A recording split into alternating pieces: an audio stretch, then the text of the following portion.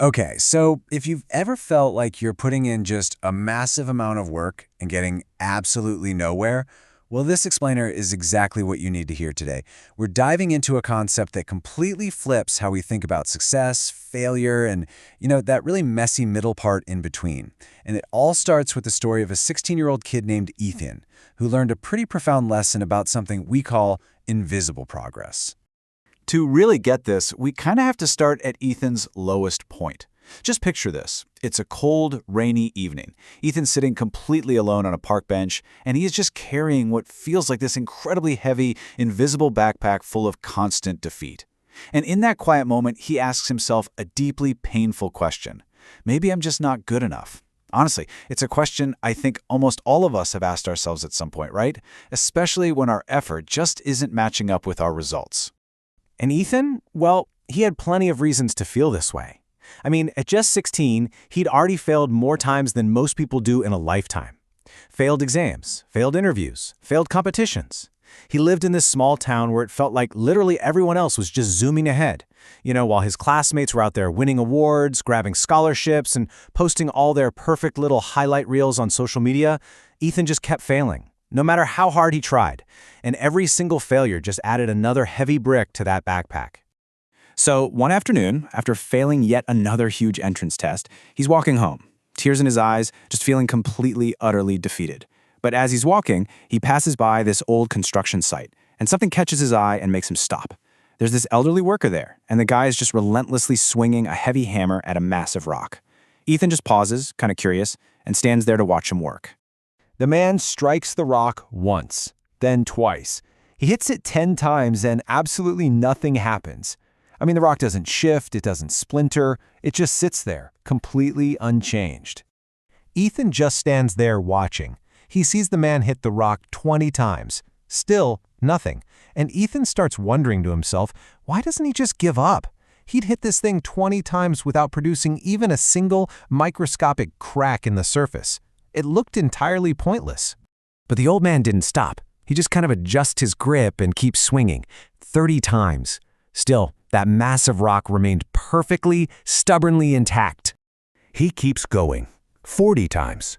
He has now swung a heavy hammer at this unyielding rock 40 times, and there is still absolutely no visible progress. From the outside looking in, it really looked like this guy had just completely wasted 40 exhausting swings. But he doesn't stop at 40, or 49. He adjusts his grip one more time, summons his strength, and raises that hammer up for the 50th strike. Crack! Suddenly, right on that 50th swing, the massive rock splits entirely into two separate pieces. It didn't just chip, it broke completely apart. And Ethan is just standing there on the sidewalk, absolutely amazed by what he just saw.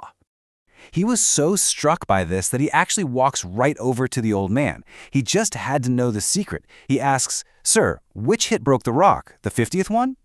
Because in Ethan's mind, that final magical 50th hit must have been, the perfect swing, the one that finally did the job.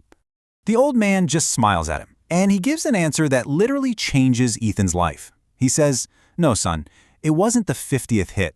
It was every hit before it. The final strike only revealed the work that had been happening all along." Think about that.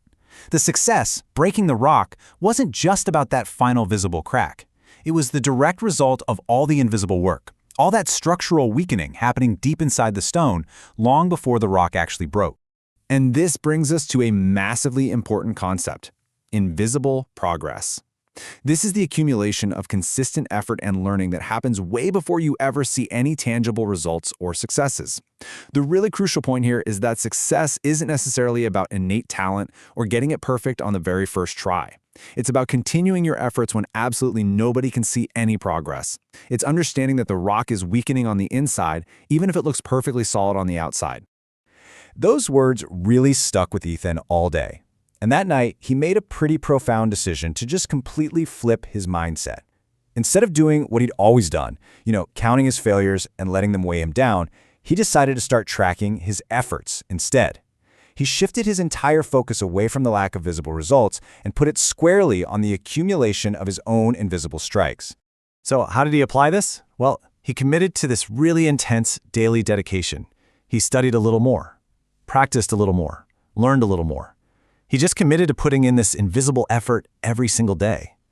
He did this even when the results didn't immediately show up. He did it even when people laughed at him. And honestly, most importantly, he did it even when his own self-doubt whispered that he was just wasting his time. Every single study session became just another strike of the hammer. Now, this wasn't some quick overnight fix. Months pass. Then an entire year passes. But Ethan just kept swinging. Finally, after a year of relentless, invisible progress, his persistence pays off. He applies for another entrance exam. And this time, he doesn't just pass. He passes with top marks, ranking right up there among the best students. The rock had finally split. But here is the really wild part: the harsh contrast between perception and reality. When Ethan passed as a top student, society, his peers, his teachers suddenly started calling him talented and lucky and gifted. But that's just what society saw, right? The actual reality was the hundreds of invisible strikes he took to get there. Nobody else saw the late nights, the extra practice, the studying when he felt like totally giving up. They only saw that 50th strike. Ethan never forgot that old man at the construction site. Years later, Ethan actually became a highly successful engineer. And whenever someone asked him, "Hey, what's the secret to your success?" he always shared this exact lesson. Most people quit after the 49th strike. Success often arrives one step after the moment you feel like giving up. So, what should we take away from Ethan's journey? Well, here is the absolute truth about hard work. If your hard work isn't showing results today, please do not assume it's useless. Every effort matters. Every attempt counts. Every single setback teaches you something. The rock might not be breaking yet, but the structural integrity of your obstacle is weakening with every single swing. You are building the capacity, the knowledge, and the resilience you need. I want to leave you with this final, crucial thought to chew on. What if you were actually on your 49th strike right now? Seriously, think about it. If you walk away because the progress feels too slow, or because the results are completely invisible right now, you will never know how close you actually were.